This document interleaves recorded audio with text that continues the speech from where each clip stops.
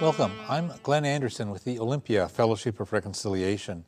This TV series explores a variety of issues that relate to peace, social justice, and nonviolent social change. The climate crisis is increasingly serious, even though most politicians don't want to deal with it, and mainstream media fail to report on it adequately. Perhaps they think it's old news. This month's TV program will bring us up to date on the worsening crisis about the global climate, and we'll also evaluate several strategies for making progress. I'm happy to welcome two guests who are exceptionally well informed, Doug Howell from the Sierra Club and Casey Golden from Climate Solutions. Welcome, I'm glad you're here. Thanks for having us, Glenn.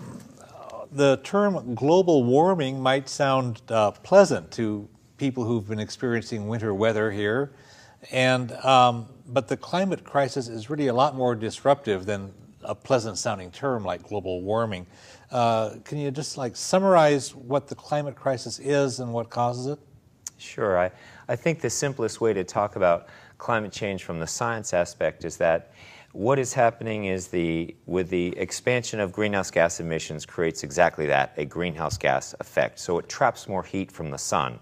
So as that sun infuses more heat into the earth, this perfectly balanced ecosystem has to find something to do with it. So it has to disperse this energy, and that's one area where people most relate to it. In all the wacky weather, the extreme weather that we're now seeing, is a result of the earth having to find ways to dissipate an extra level of energy that it's never had for hundreds of thousands and even millions of years. It's similar to our body, a perfectly balanced ecosystem at 98.6 degrees. If you increase our temperature by 1 degree, you might be feeling a little bit off. Well, we've done that with the Earth. Imagine now your body having 2 degrees or 3 degrees, and very soon you understand that's not sustainable. That is exactly the direction we're headed with climate change, by infusing more energy into an ecosystem that's just not used to it. So it disrupts like the jet stream, so somebody gets somebody else's weather, and somebody's too hot, somebody's too cold, somebody gets a drought, somebody else gets horrible rains. It's a disruption. It is absolutely a disruption, and it occurs in many, many ways. You can see these unprecedented droughts that you saw in China and Afghanistan, these unprecedented heat wave and forest fires that we had in Russia a couple years ago, the heat wave in Europe. Katrina is our own backyard example. Yeah. And this is one of the things that we're going to be seeing as a result of climate change and climate disruption, is greater extreme weather that we just haven't had. The 100-year flood will become the 10-year flood. And this is the kind of catastrophic changes that we see most immediately. But then we have these more global trends of loss of fresh water across the globe, decreasing snowpack in all our major river feeder systems. So for example, whether it would be in the Andes or whether it would be in the Himalayas that feed some of our primary freshwater systems, as that snowpack begins to reduce, so do the water systems that it feed. And these are some of the long-term effects that are going to be absolutely catastrophic. Yeah. And Glenn, you started out by noting that global warming is sort of an ironic and in some ways unfortunate term for it. It accurately describes the trend in the global average temperature, but nobody lives in the global average temperature, right? Disruption is actually a much more apt word, and even closer to home than Doug mentioned. The unprecedented flooding over the last 5 or 6 years, even in the Chehalis River, close to here, the loss of snowpack in the Cascades, the forest health crisis on the east side of the Cascades, where you're seeing millions of acres of forest dying off that results in forest fires. All of those are conclusively linked to global warming and give you a little bit of the local flavor for what it looks like. And the process will feed on itself once we pick up like 2 degrees Celsius, which would be like about 3 degrees Fahrenheit. The scientists say we've got to keep it below that. What happens scientifically, what would happen if we get beyond just a couple degrees of change? The concept I think you're referring to is what they call the tipping point. There are points at which that it becomes catastrophic. One example of which is there is this one scenario where the jet stream, the Gulf jet stream that works its way to Europe and Northern Europe, if we have a greater heat, we could have a greater infusion of fresh water off of all the ice from Greenland and the greater dropping of rain. That fresh water comes in North America, and then it suppresses the saltwater conveyor belt. So it no longer crosses across the Atlantic to Northern Europe. It goes south. That becomes, it's no longer Ireland. You have to change that R to a C, and it becomes Iceland. And so you have some of these disruptions that are absolutely catastrophic. You have another type of disruption where you have these feedback loops that feed upon themselves. When you open up the tundras in North America and in Canada and in Russia, you have this release of methane when all these bogs come out. Mm-hmm. Methane is 22 times more powerful than carbon dioxide, the primary greenhouse gas. So then you're accelerating the global warming and climate crisis effects. So you have to be very careful of getting to this tipping point where you have these cycles of no return. Yeah, but then that leads some folks, I think, to ask the question, well, are we already past the point of no return? And I think it's important, while acknowledging that scientifically that's right, there are these thresholds in the system. Nobody knows exactly where they are. All we know is the more we do today to implement solutions, the better off we're going to be. So I think, sometimes people look at this and say, well, is it too late? Is it time yet? It's not too late. It's not too early. Now is the perfect time to be doing everything we can. Yeah, and that's all we can do. And if we fail to do that, we know we're going to make it worse. Exactly. And just bring on all the various catastrophes and so forth. It has implications for national security and global security as well. I wonder if somebody could just mention briefly how the things connect. Well, we know that our Defense Department did this calculation many years ago about what would be the global stressors from a loss of all these natural resources across the world. There will be massive migration out of these countries that are losing fresh water and natural resources, and that will be exacerbating global tensions. And so there is just the underlying concern about reducing necessary human resources to survive that will be diminished, and therefore accelerating and exacerbating some of these global tensions we already see. Yeah. So if the global climate chaos causes drought in some area, and millions of people can't feed themselves, and they have to move someplace else, then all of a sudden they're now in conflict with this other population that's been living in the new location, and then you have a war happening, or you have more catastrophe because you can't sustain that big a population, and everything is connected. I mean, that's one of the basic principles of environmentalism is we all realize everything is connected, and I think the peace movement understands this too. So if we don't take care of the environment, it's going to result in wars. For at least a couple reasons. One is the physical disruptions you mentioned create movements of populations and tensions and that sort of thing. But I think it also is true in a political sense because it's a security issue in part because it's a justice issue, right? I mean, this is happening because of fossil fuel consumption. And overwhelmingly, the developed, relatively rich nations have burned most of the fossil fuels. But the impacts are going to fall first and worst on the people who've burned the least fossil fuels, the people who did the least to cause it, but don't have the resources to move to higher ground when the water comes up or figure out a new way to meet their food supplies. So that creates a real, I think, global justice crisis that then manifests itself as a security problem. So again, all of these things are linked. There are some people who are either denying that this is happening or denying that people are causing it. They're saying, oh, that's just the normal fluctuations, don't worry about it. The overwhelming majority of scientists, I mean a virtual consensus, says, no, this really is happening, and it really is fossil fuels that's doing it. And I keep thinking back decades ago when the public, like in the 50s and 60s, and the public was realizing, gee, tobacco is really harmful, and the tobacco companies found a couple of doctors that they could pay to say, well, we're not sure yet. The science really isn't settled about whether tobacco hurts you or not. And they were able to pretend like it's an undecided issue for science. And it was really in consensus, except for a few outliers. It's a great analogy, and in fact, some of the very same message consultants that propagated that lie about tobacco are propagating the lies about fossil fuel use now. So it's a very good analogy, and it explains a lot about the denial and the misperception. I think it was Senator Moynihan who first said, we're all entitled to our own opinion, but we're not entitled to our own facts. And I will tell you that some of this is certainly because the fossil fuel companies are spending a lot of money to deceive people. Yeah. But I think another thing that contributes to it is something that we can all take a little responsibility for. A woman said to us in a focus group once, it was the most enlightening thing I ever heard from communication research. She said, I don't think it's that big of an issue because nobody's doing anything about it. Whoa. And so it's sort of like, surely if it was as bad as Al Gore says, the responsible authorities would be declaring an emergency and doing something about it.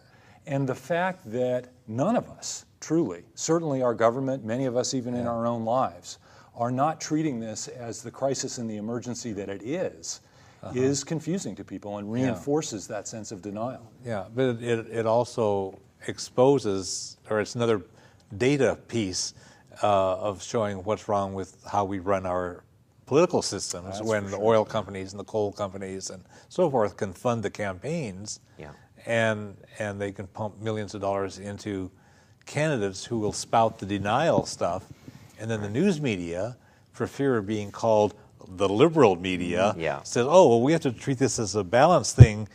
So we have somebody who says, tobacco is bad for you, and we can find some doctor who will say, we don't know if tobacco is bad for you, so now it's undecided. We just report, you decide. There is we were just talking about this a little bit earlier today, and I think there were a couple of things that with this denier phenomena that we think we're seeing, and it isn't this. The scientific community is really in accord on this, and it's been a very broad consensus internationally, the biggest collaboration on science you've ever had in the world. Yes. And so it's just you take the few rogue scientists that want to take it out of context, and I think that, and this may be jumping ahead a bit, but it really works here, is that what we really had a peak of understanding around 2005 when we did our polling. We had an overwhelming belief that there was solid evidence about global warming and the need to do something. Ran about 90% with Democrats, 75% for Republicans. And then around 2005, as we're heading into a federal climate bill, it started to look like we might actually do something. And it was around that time we began to see a massive ramp up of funding of the fossil fuel industry on a couple of fronts, on lobbying, on doing disinformation campaigns, and they started spending a lot more money at the same time that we stopped doing the education that we were doing around the inconvenient truth. And that was a very bad confluence because it had a very big effect on public perception that was really unfounded. Fortunately, we're now beginning to see that to change again. And we're beginning to see people to commit again to understanding and recognizing the urgency of it. Yeah, I was seeing public opinion polls showing that the public was becoming more skeptical, and then very lately I've been seeing some saying, a variety of public opinion polls showing the public is starting again to get the message, and it's not just the usual suspects, but when they break out, what do Republicans think, what do independents think, and so forth, they are realizing that this is a problem that needs. So I've been seeing mixed things, but more recently the public opinion polling seems to be headed back in the good direction. Yeah, I think that's right. I think it's pretty fluid. I will say there is another piece of this that is sort of more within our control. I think part of the reason that the denial story lives on long after the scientific evidence refuted it is the problem of scale. It's such a big problem. It's so out of scale with our own sense of our scope of effectiveness and how we solve problems that I think people are maybe more receptive than they should be to a story that says, well, maybe it's not that big of a problem. Maybe it's not really our fault. Maybe it's not our responsibility. It's a hard problem to take responsibility for if you don't see a hopeful, effective way to engage in solutions. It's almost like, gosh, I sure hope it's not real. If it's a problem that I don't feel effective in solving, and then it's a problem I'd rather not have. And so I think a lot of the solution is really engaging ourselves in solutions themselves, so that by becoming part of solving the problem, we've got a little bit more room in our hearts and brains for understanding what the problem's all about. I think that's crucial. I think on a lot of issues, people feel powerless. People feel powerless to change our foreign policy, even though a majority wants peace, and we find governments keep ramping up new wars. And the people want to get big money out of politics, and the trend is the other way. And people just feel powerless, powerless, powerless, and then it's easy to give up. But I think we need to work with the kind of strategies you're talking about to empower ourselves again and make changes and move. And when we have engaged, we've really made some great successes. We made great successes here about cleaning up our tailpipes by following the California standards. We passed the Renewable Portfolio Standard. I think we'll be touching on that later. We've made some very significant, meaningful. We have a transition date for a one and only coal plant. These 3 actions alone are significant reductions. So, when we do pull out of our shell and saying, oh, it's so big, and with just a modest amount more of effort from each of us individually, really can make this incredible political shift. So we're not that far away from being able to get to that place of being able to make big change. And we just stopped the Keystone Pipeline, which everybody said was a done deal just a few months ago. Yeah, it's tentatively stopped. Yeah, but we'll see what happens. We may have to stop it again, but we stopped it once. We stopped it once. That's a good precedent. I want to touch on one more downer, and then we'll look at some remedies, and then we'll do a lot of look at coal. In Kyoto, Japan, a number of years ago, when Clinton was president, there was a global conference on climate, and it got a lot of publicity, and they came up with a remedy, and the United States never ratified it. And then after Obama became president, there was a conference in Copenhagen, Denmark, that didn't really come up with much of anything, and the United States sort of squelched progress there, as I understand it. And then more recently we had in Durban, South Africa in December 2011, another one of these things. And the United States, again, and other big polluters tried to squelch progress. What a downer that is. I wonder if you could mention something of what's going on with that stuff and help us understand that. Sure. I've been to a couple of those international meetings. I was in Copenhagen, and I went to the meeting when it was in Canada, in Montreal in 2005. These happen every year under the UN treaty. And you just can't say enough about what a big failure of responsibility it is for the United States to step up, join with the rest of the world as the nation that has contributed the most to this problem, as the nation that has the capacity to contribute the most to the solutions. The fact that we have not stepped up is an embarrassment. And as an American going to those meetings, you really feel the eyes of the rest of the world upon you. And they're determined, they're frustrated, they're not rejecting Americans. It's interesting. They're hopeful about what America could bring to the party, but they are desperately disappointed that we haven't stepped up in that way yet. The good news is they also know that in communities like Olympia, in the Puget Sound, in California, in a variety of places in the US, there are lots of Americans who are committed to solutions and are becoming part of the solution. And we've brought a lot of those state and local voices to those international meetings. And it's really given them a sense that although our federal government continues to fail us on this front, America, big parts of America, are committed to solutions and are going to meet them down the road. Yeah, it seems like on a great number of issues, it's local level action that leads the way, and only after there's been enough of that, then does it become politically safe for the people on top to do it. State governments for decades have been sort of the experimental proving grounds of reforms and remedies that only later on get adopted nationally. And that's where the action has now shifted. When we saw the demise at the international level, at the same time, shortly after that, and with all these continual international accords, we saw the failure at the federal level with our federal climate policy. And when that happened, the action really did shift back here at the states, and the states have been fabulous incubators, the local governments have, and that's really where we're seeing great action now on being the living solutions for how we can turn the corner on our fossil fuel dependence. So there's plenty of good examples out there. I do want to speak to the Kyoto thing and about where you wanted to talk about the downer of the drift, because I think there's a longer view here that would be useful for the public. And that is, we did a great job on education, about educating people about climate change, and it brought forth then this possibility of federal policy, and as that brought forth, then what we did is we really woke up the fossil fuel giant.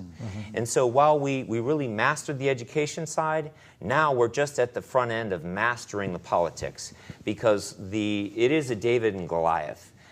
We are David, but we have the power of the people. But the Goliath that we're taking on has got massive amounts of money that they are now, and seemingly unlimited coffers to spend that money to beat back the science and beat back the politics. But just like we won the war on the education, we will win that war on the politics. But we have to know we're at the front end, and it requires diligence to stay in the game. Okay. One of the things that people have talked about as a remedy, cap and trade, where you set a limit, and then could you just briefly mention what that's about? I think that's not so workable. And when we were preparing for the program, you said, well, it's not all phony baloney. So tell us your take on it. First of all, cap and trade is not one word, right? Right. A cap is simply a limit on total emissions. It is simply our commitment as a people to reduce our emissions to safe levels. That's what a cap is. A cap is a legal expression of that commitment to do what the science says we need to do. So one way or the other, we have to make that commitment. And when I think of what a cap is, a legal cap, that's just us using our laws and our institutions to express and enforce that commitment.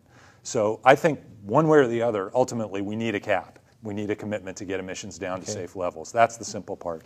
The trading part is whether once you establish that cap, the permits that are issued for people to emit up to that cap can be traded among people or not. I don't, that could be useful. It could be gamed. It could be disrupted in ways that wouldn't work. And so I get your skepticism about, gee, is somebody kind of moving the peas under the shells without doing anything?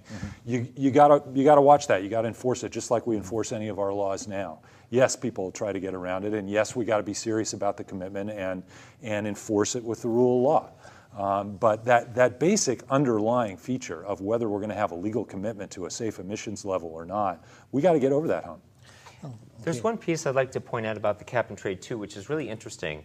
About it, I think it kind of a little bit called the bluff of industry in some way, in some businesses. The reason we took that approach is that business really liked that approach because it worked when we did the Clean Air Act amendments back in 1990 at the federal level. We used that for a sulfur trading program, the same concept of getting acid rain and sulfur dioxide emissions down. One guy could reduce it and sell the benefits to another industry that couldn't. It was efficient. It was economically efficient. It spoke the language of business, and business rallied behind it. So everybody rallied around this idea as being the business approach, but it also was the business world and corporate interests in fossil fuels specifically that killed this business model approach. So really when I say call the bluff, it's because they were unwilling to make this fundamental commitment about the cap. Oh, okay. That's good insights there. Some years ago, the federal government started subsidizing corn ethanol as an alternative fuel so that we could drive our cars around as much as we want and not have to buy foreign oil. Corn ethanol, tell us about that. Well, by and large, you end up producing just as much carbon as you would have if you had used gasoline. So the math doesn't work. The carbon math just ultimately doesn't work. And most of it was driven by the politics of the power of agricultural state senators and their economic constituencies. And it just wasn't a very analytically sound solution. That won't be the first of those that we'll see. Right. But I guess the other thing I would say about it is it's our responsibility to solve this problem. And I think for some of us in the environmental community, I got into all this kind of work because I was a river guide and somebody wanted to dam my river and I wanted to stop them. And so a lot of what environmentalism has meant is that we have to prevent or stop or mitigate the adverse impacts of the way the economy works. That idea isn't big enough for solving climate change. Now what we have to do is build something fundamentally different. We can't just sand the rough edges off the fossil fuel economy and get to real climate solutions. We have to build a sustainable prosperity that runs on clean energy. And when we do that, we're going to make some mistakes. We're going to have some stupid ideas along the way. Not everything's going to just come out of the box perfect, and we can't sit around sort of with our arms folded waiting for perfect solutions. So while I agree with you that corn ethanol was not a positive solution, I don't want to encourage people to be in the mode of saying, sort of looking under every rock for where's the scam. We got to be the people who invent this stuff, who promote it, who make some mistakes along the way, who learn from those mistakes and make better solutions going forward. Well, I know one of the concerns that came from another angle on the corn ethanol thing is we've got a hungry world here, and people are starving to death while we were diverting huge amounts of corn to let us drive our gas guzzlers. Absolutely and that smacked the rest of the world wrong. That points to another really important, I think, principle about where the good solutions are. Wasting less is by far the best solution. It's the cheapest, it's the best for the economy, it produces the most jobs, it produces the fewest unintended consequences like competing with food. That doesn't mean to say that we can get all the way there by wasting less, but we can get a lot of the way there, and it's what we should really emphasize first and foremost. One practical thing seems to be a carbon tax. Again, like to think about the world of business, send them a market solution. All right, the more carbon you burn, the more we tax you. Get it? Tell us about carbon tax. It is like the cap and trade was founded in a kind of a business orientation to the problem, a business solution. I think all economists would agree that the most economically efficient way to globally get at the global climate crisis is to do a carbon tax. You go as far upstream as you can at the coal mine or the wellhead for natural gas or oil. You tax it there, and then the economy knows how to very efficiently send that price signal all the way down to the demand side, flipping the switch or filling your gas tank. And so from an efficiency perspective in a business model, that is the most efficient. But as you know, tax has become a four-letter word. And so in the political reality, it's just not there. I would like to build off of that, and I want to make a connection on some of the things you brought up as you quoted as being downers, that some of the Kyoto demise or the international negotiations, some of the polling trends, and, well, corn ethanol doesn't work. And you referred to it as a downer, and I want to say it now, and I hope we return to it.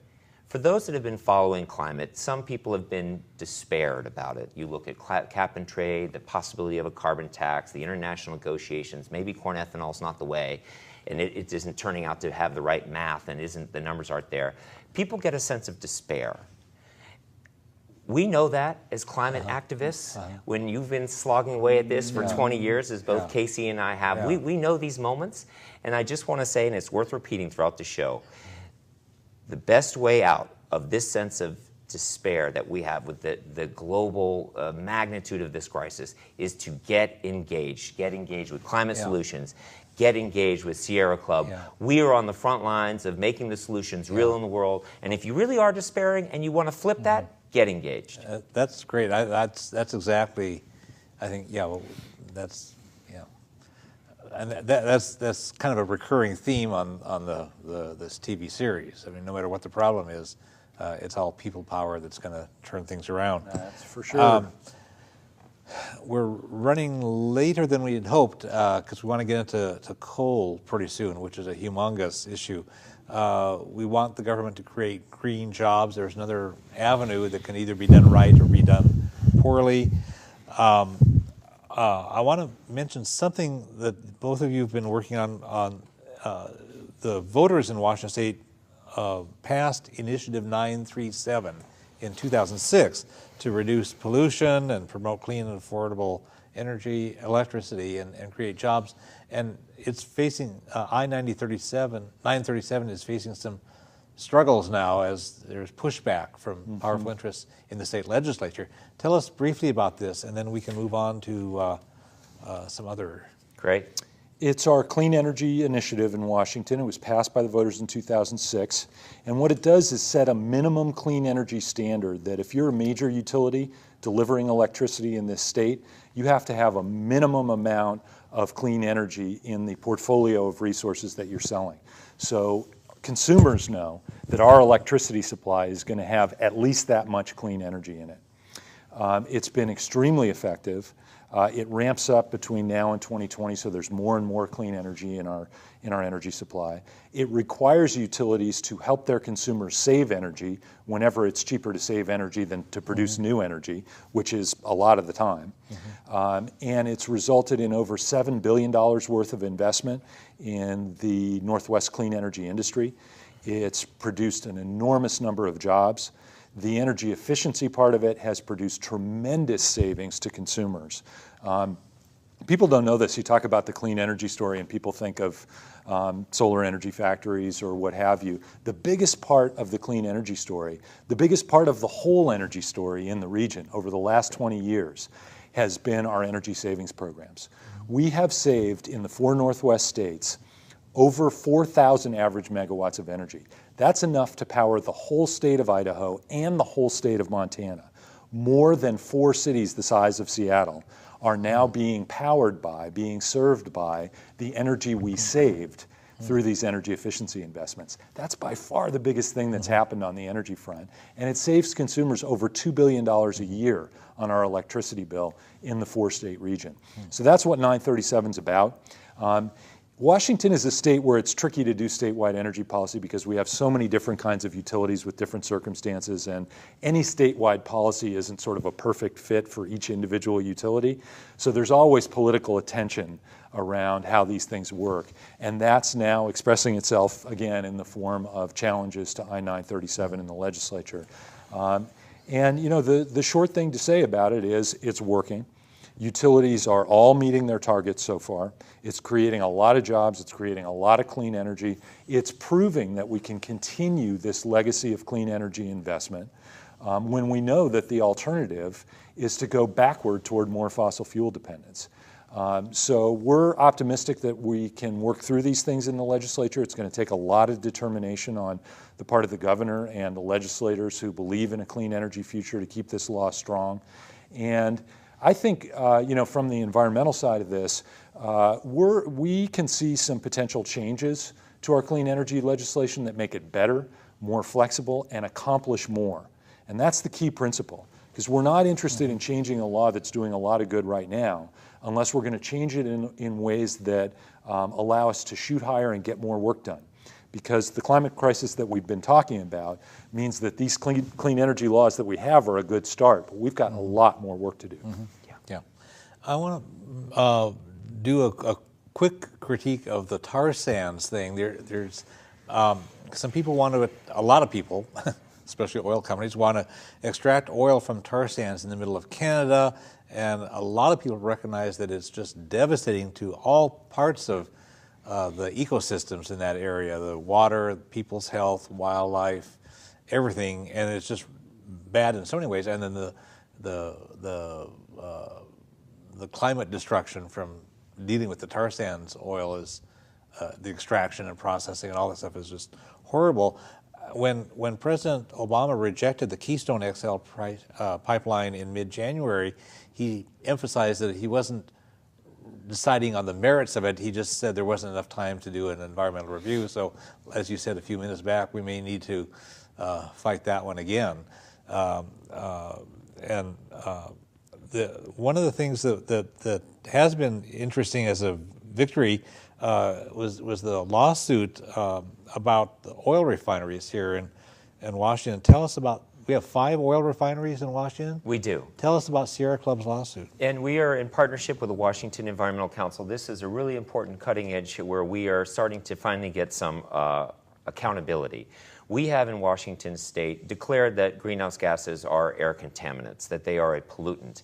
And under our governing statute here for how we deal with our clean air, once we have determined that there is an air pollutant, we are obligated to create regulations to actually address the problem and reduce those emissions.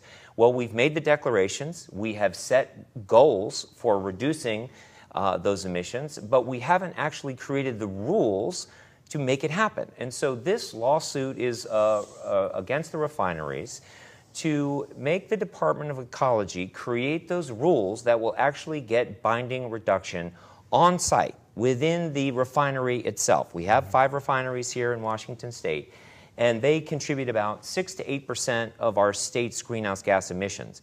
There are many on-site reductions that they could make for the refining of oil that they're not doing. And they won't do unless we have this binding rule in place that makes a very clear path of getting those reductions. So what we went to federal court and we said, our state plan is enforced by federal law. That's the way it works in all the states.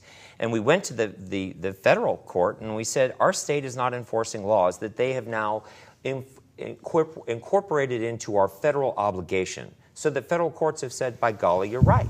you do have to create rules and get to it. So that's now what the case is about. This is really interesting, and it's long overdue. If we have the goals, we have to make it meaningful, and this is a very clear step in going that right direction. Huh. That's one of these things that I don't know if I had seen that in the press. It's the kind of thing where most people just don't pay attention, but it's important work that folks like you are doing behind the scenes, because the press doesn't report it adequately. We did get some coverage when the judge made it. We were in there on the preliminary motions. The judge ruled in our favor. We're going to continue forward to go to court. It came out in early December. Really good decision from the federal judge. We're very excited about that. So now we're going to battle it out in court, and really the facts are stacked up in our favor. So we're very optimistic. Okay, great. Let's talk about coal. There's a lot of coal that's getting burned in the world. Almost half is getting burned by China. The United States is second biggest user, followed by India. And then these three nations use altogether about 2/3 of the coal that's burned, at least as of 2010, based on what I was able to read.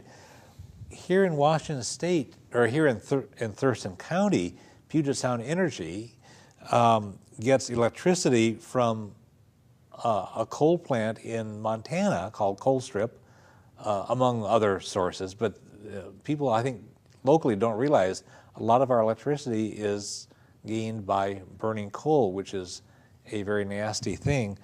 Tell us about the coal export terminals that are being proposed for the coast, the Pacific coast. There's two pieces to this. I'll ask Casey to take on the export, and I'll talk about the imported coal-based power, but let me frame it for you. Yeah. First of all, you're right. People have no idea how much coal that we use in this state, that we even had a coal plant in this state or a coal plant in Oregon.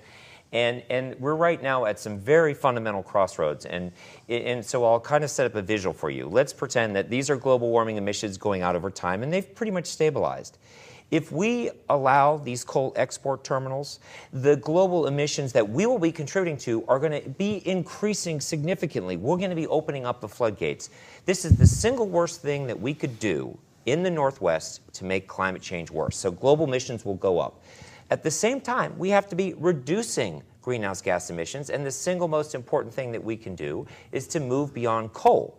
So we have both coal coming and going, and we've got to address both pieces of it. You can't just do one. And this is coal that's coming from Montana, Wyoming, that area, and they're looking for a place to basically export it out the Pacific and send it to China. Yeah. That's right. Well, the good news underneath that bad news is the reason that they're trying to get it to China is because Doug and so many other people are doing such a good job of making the transition away from coal toward clean energy here. Yeah.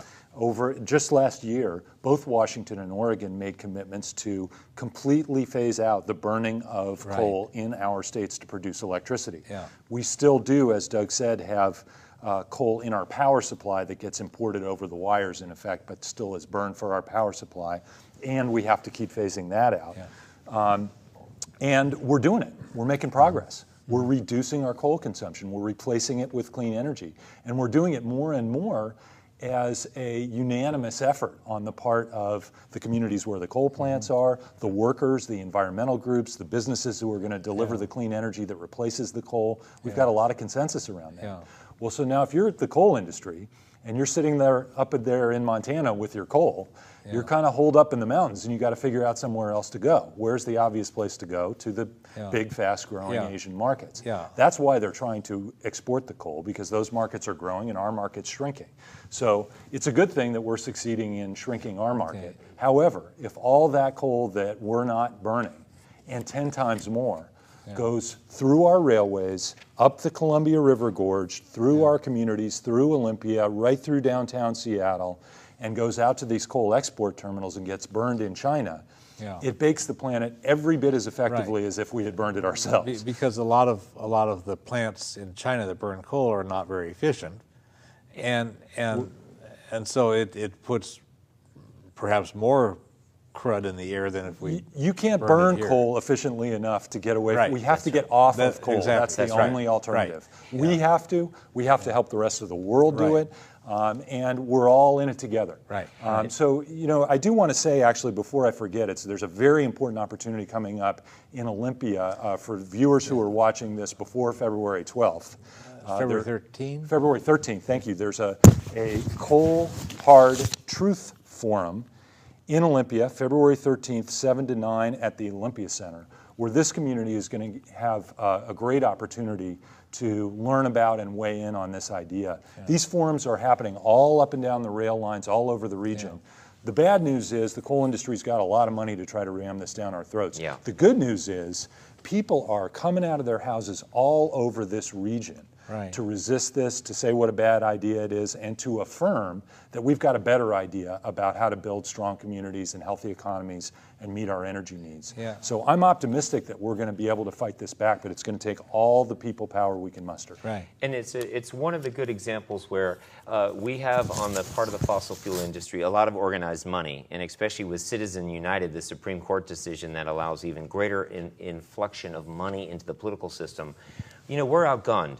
But we have got the people, and this is where if you have organized people or organized money, I would go with organized people every time, and that's why we're going to win this fight. Well, there's been progress in Bellingham. People have taken action through their city government to prevent coal trains from running through the city limits of Bellingham. And I know people in Longview and the other port communities have really come out to say, we don't want this.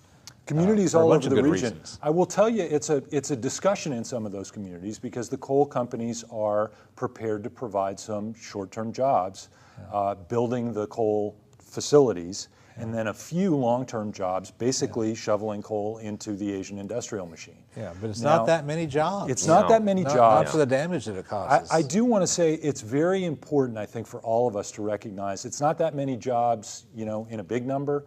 But somebody is sitting in Longview and somebody's sitting in Bellingham right now who needs a job. Yeah. And for those people, you can very much understand how, even if they might like to have a better future, a better job than a coal export job, some job is better than none. And I think we have to respect that.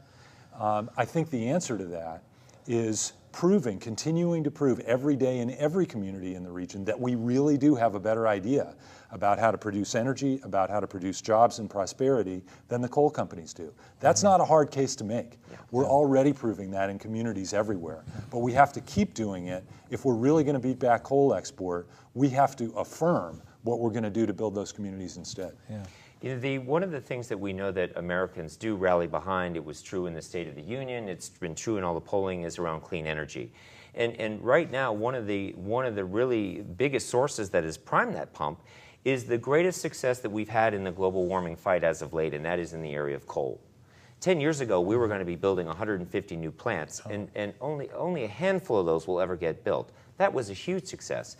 Now we have already up to a commitment of almost 10% of the existing coal fleet is going to be phased out. Already we know that. And so every time that we do that, we are increasing and creating the market for this clean energy, which is directionally where everybody wants to go. So the coal campaign that we've seen across the country has probably been one of the really most successful campaigns we've had.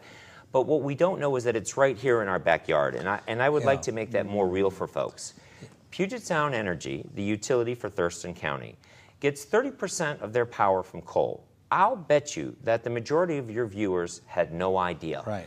And of that 30% that Puget Sound Energy gets from coal, of all the global warming pollution that we create in Washington State that comes from our electricity demand, because Puget Sound Energy is so dependent on coal, Puget Sound Energy alone accounts for 80% of all greenhouse gases in Washington State for electricity because of their coal. They have got this dirty old bucket of bolts in Montana that's going to be costing them hundreds and millions of dollars to upgrade, to make it just come into compliance with the most basic of environmental protections for air, water, and land. So the question for everybody right now, where do we want that hundreds of millions of dollars being spent? On dirty old outdated coal, or imagine if we redirected that hundreds of millions of dollars here in Washington State for clean energy. That is the fundamental choice. Which direction are we going to take? And that is so relevant right here. And that hundreds of millions of dollars is your energy bill. You're You writing. bet. We are all writing that Well, check. And yeah. the only question is which direction is that check Right. going to go? And in Thurston County, there's a new move afoot just as of January of 2012 to electrify our public utility district and produce electricity to buy out Puget Sound Energy's use of Thurston County. And if we were to do that as a publicly owned utility instead of one that's owned by private capitalists, largely in Australia and Canada and elsewhere, we would be entitled to get low-cost hydropower from the Bonneville Power Administration, which would significantly reduce our rates. We'd also have better local control of our electric utility because it would be run by local PUD commissioners, and we'd have local people doing the repairs and the billing and stuff. We'd have way better customer service, way better response to outages at storms and so forth, and just better consumer orientation. And we'd be able to use hydropower, and we could get rid of the coal entirely for Thurston County. And so there's a petition drive underway as of mid to late January. Yes, we know of this. We're very interested. We're going to be watching closely. It'll be and fun to see how that goes. But that's very a way to curious. it's a way to get Thurston County off of coal. Absolutely. But let me just say, whether that wins or loses, whoever your energy supplier is, even if it's a publicly elected utility, we still have to hold electricity suppliers accountable. Oh, absolutely. For how they spend our energy absolutely. dollars. And I'm just saying this is another route we can take, and another dimension of raising the issue in a way that would benefit consumers quite directly. Yeah, that's right.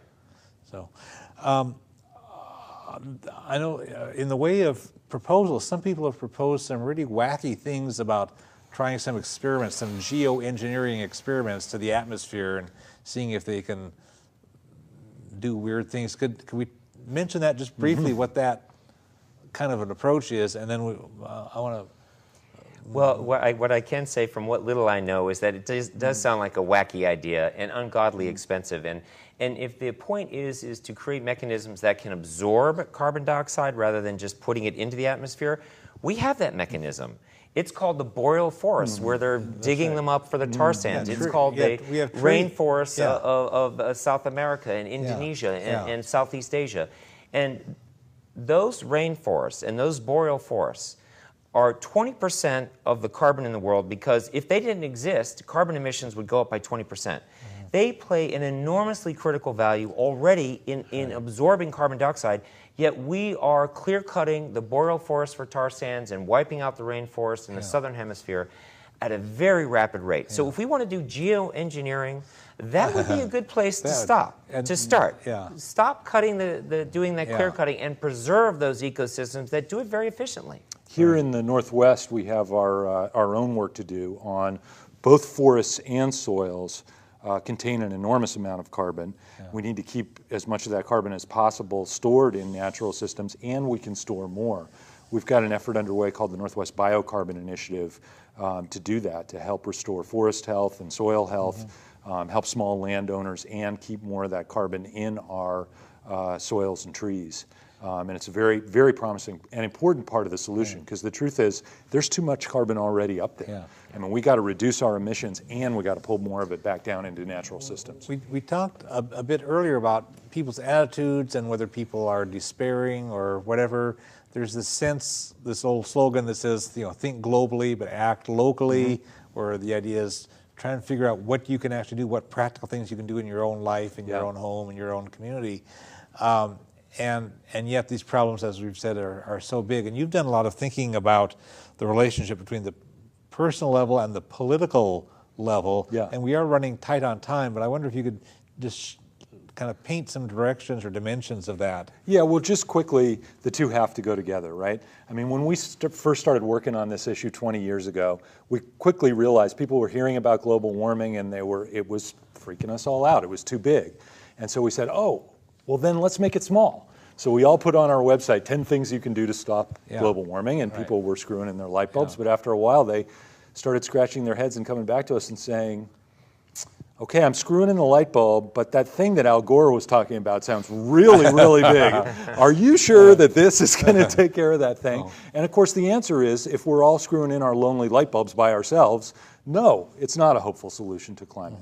But all of these solutions help us build the case that solutions work. They help us build the businesses that deliver solutions. They help us build the habits and the cultures, whether it's driving less, whether it's using less energy, whether it's developing clean energy. Those are the kind of practices that have to be built here and all over the world. And the more we build them ourselves, the more hopeful and engaged we are, the more we set a precedent that spreads, the more that other people in the world who are wondering what the heck our federal government is doing take hope that Americans are going to be part of the solution. So it all feeds on itself. I don't want anybody to think that we're going to solve this through personal behavior changes alone. We have got to hold our governments accountable for bigger policy changes. And we've got to do the things within our own scope of effectiveness in our own lives that really make those solutions real on the ground. They have to go together. And the common denominator on this gets back to that what we talked about, and you just reiterated, despair. It has to start somewhere. We cannot wallow in the problem and think that we can't take it on. And in some ways, I must say, I really feel that's so un-American. For the big problems that we've taken on, we beat the Great Depression, we beat fascism in World War II. You know, we've done many things to take on huge problems that we, at the time, looked insurmountable. And part of me is like, well, this is what makes America great, is facing these great problems and being willing to take the cold hard truth and move beyond it and get to solution.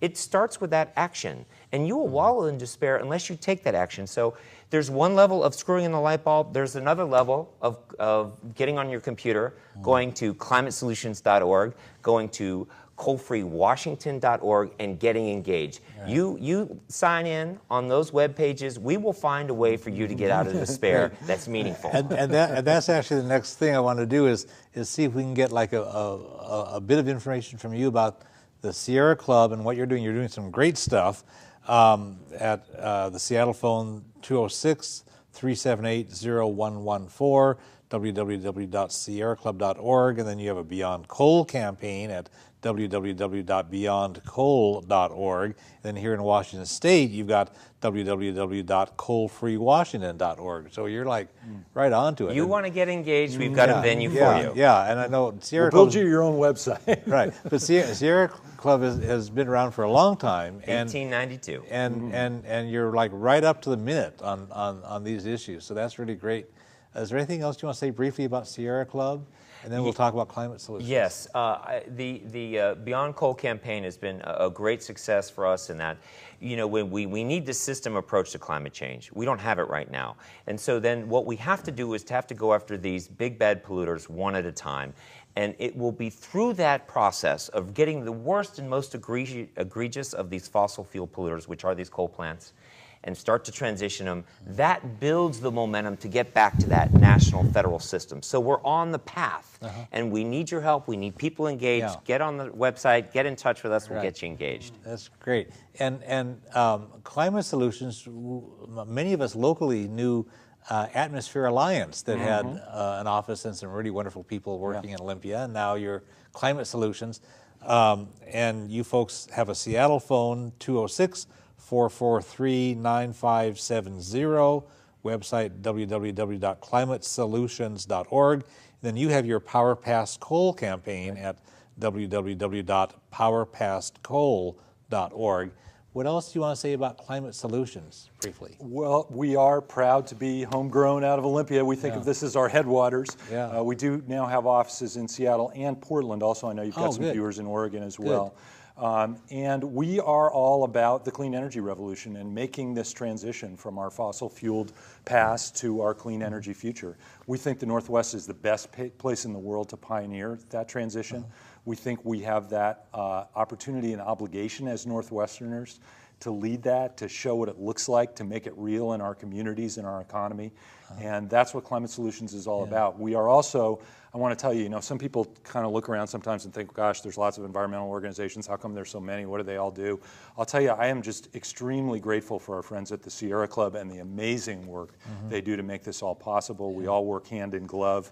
And the one other I'd mention for your viewers, some of them might know about 350.org at the national level, where I serve on the board, that's just doing terrific work, was very instrumental in the Keystone Pipeline, is doing a lot of great movement building at the national level too. Right, we have a couple of good national level things. One is www.350.org, and that's named after the number of parts per million of carbon dioxide in the atmosphere. That's the limit before we go all do the math. haywire. Friends of the Earth does good work on this, www.foe.org. Ross Gelbspan, who's done some wonderful work on this stuff, has his essay Beyond the Point of No Return at www.heatisonline.org. And then Northwest Energy Coalition is a great coalition of a lot of good groups, very diverse groups, www.nwenergy.org. They're all good. Yes, they are. What would you each like to say as a closing thought? I would like to say that my dad told me a story about World War II where he was so amazed at the economic transformation that we could make with going from cars and trucks in Detroit to tanks and planes overnight, that he went to work for Detroit after the war. And I say, Dad, the magnitude of change we're taking on is at least that big. And he says, I know we can do it. I lived it. And people forget what the American spirit can do. And that is the biggest thing that I think it just behooves me. The opportunity here is at least as big as the crisis. And the most important thing is to get engaged. So please get on that computer, pick up that phone, give us a call. We will get you meaningfully engaged to move out of despair and help us in that journey to the clean energy revolution. Thank you, Doug. KC. What my brother Doug said. Francis Moore Lepay said that hope is a stance, not a calculation. And I know a lot of people are looking at the state of our federal government right now and shaking their heads and wondering how the heck we can ever do anything. And I have to tell you that I'm as frustrated as anybody about all that, and we've got to fix it. But in the meantime, we are living the solutions. We are creating the solutions. This is where the rubber hits the road. And the work that we're doing locally, in our states, in our lives, in our local economies, while we build the political constituency to take our federal government back from the fossil fuel interests, is vital work. It's the work we're going to have to do even after we get a national climate policy. So I urge everyone to be staying in that stance, to be working with us closely, to be making these solutions happen, and we'll build the political will. Our institutions will catch up with us at some point. Great. Well, I want to thank Doug Howell and Casey Golden from the Sierra Club and Climate Solutions, respectively. I want to thank all the folks who've been watching. Since before the dawn of civilization, Earth's climate has allowed life to prosper and diversify, and we have plant and animal species that have evolved and adapted to the climate over millions of years. Human civilizations emerged and thrived. But now, in a very short time, humans are wrecking the climate, and many people around the world are horrified at the very disruptive and destructive future that lies ahead, unless we solve those problems. Scientists are largely in consensus about this reality, but some folks are dragging their feet through denial, through economic greed, and they are causing death sentences to be imposed upon species and among countless millions of people who will be suffering misery as a result. This is a damning indictment of our political and economic systems. Survival and civilization require radical changes to those suicidal political and economic systems. But we can solve the problems, as our guests have been repeatedly saying during this program. Nonprofit organizations, scientists, grassroots organizers, all kinds of people are pushing hard to change things, and we can do this too. Either we deal with reality or reality will deal with us. Solutions exist, but there's no time to waste. For information about the issues, contact the organizations we've been talking about. You can get information about other issues and activities through the Olympia Fellowship of Reconciliation, 360-491-9093. We're all one human family and we all share one planet. We can make the world a better place, but we all have to work at it. And the world needs you. Thanks.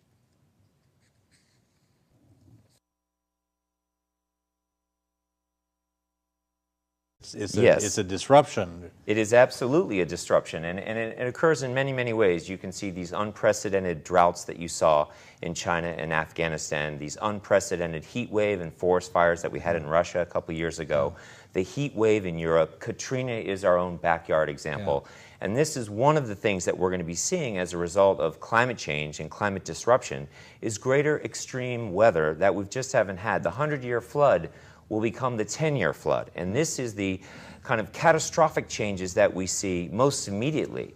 But then we have these more global trends of loss of fresh water across the globe, decreasing snowpack in all our major river feeder systems. So for example, whether it would be in the Andes or whether it would be in the Himalayas that feed some of our primary freshwater systems, as that snowpack begins to reduce, so do the water systems that it feed. And these are some of the long-term effects that are going to be absolutely catastrophic. Yeah. And Glenn, you started out by noting that global warming is sort of an ironic and in some ways unfortunate term for it. It accurately describes the trend in the global average temperature, but nobody lives in the global average temperature, right? Disruption is actually a much more apt word. To Northern Europe, it goes south. That becomes, it's no longer Ireland. You have to change that R to a C and it becomes Iceland. And so you have some of these disruptions that are absolutely catastrophic. You have another type of disruption where you have these feedback loops that feed upon themselves. When you open up the tundras in North America and in Canada and in Russia, you have this release of methane when all these bogs come out. Methane is 22 times more powerful than carbon dioxide, the primary greenhouse gas. So then you're accelerating the global warming and climate crisis effects. So you have to be very careful of getting to this tipping point where you have these cycles of no return. But then that leads some folks, I think, to ask the question, well, are we already past the point of no return? And I think it's important while acknowledging that scientifically that's right, there are these thresholds in the system. Nobody knows exactly where they are. All we know is the more we do today to implement solutions, the better off we're going to be. So I think sometimes people look at this and say, well, is it too late? Is it time yet? It's not too late. It's not too early. Now is the and even closer to home than Doug mentioned. The unprecedented flooding over the last 5 or 6 years, even in the Chehalis River, close to here, the loss of snowpack in the Cascades, the forest health crisis on the east side of the Cascades, where you're seeing millions of acres of forest dying off that results in forest fires. All of those are conclusively linked to global warming and give you a little bit of the local flavor for what it looks like. And the process will feed on itself once we pick up like 2 degrees Celsius, which would be like about 3 degrees Fahrenheit. The scientists say we've got to keep it below that. What happens scientifically, what would happen if we get beyond just a couple degrees of change? The concept here, I think you're referring to, is what they call the tipping point. There are points at which that it becomes catastrophic. One example of which is there is this one scenario where the jet stream, the Gulf jet stream that works its way to Europe and Northern Europe, if we have a greater heat, we could have a greater infusion of fresh water off of all the ice from Greenland and the greater dropping of rain. That fresh water comes in North America, and then it suppresses the saltwater conveyor belt. So it no longer crosses across the Atlantic. The way to talk about climate change from the science aspect is that what is happening is with the expansion of greenhouse gas emissions creates exactly that, a greenhouse gas effect. So it traps more heat from the sun. So as that sun infuses more heat into the earth, this perfectly balanced ecosystem has to find something to do with it. So it has to disperse this energy, and that's one area where people most relate to it. In all the wacky weather, the extreme weather that we're now seeing, is a result of the earth having to find ways to dissipate an extra level of energy that it's never had for hundreds of thousands and even millions of years. It's similar to our body, a perfectly balanced ecosystem at 98.6 degrees. if you increase our temperature by 1 degree, you might be feeling a little bit off. Well, we've done that with the Earth. Imagine now your body having 2 degrees or 3 degrees, and very soon you understand that's not sustainable. That is exactly the direction we're headed with climate change, by infusing more energy into an ecosystem that's just not used to it. So it disrupts like the jet stream, so somebody gets somebody else's weather, and somebody's too hot, somebody's too cold, somebody gets a drought, somebody else gets horrible rains.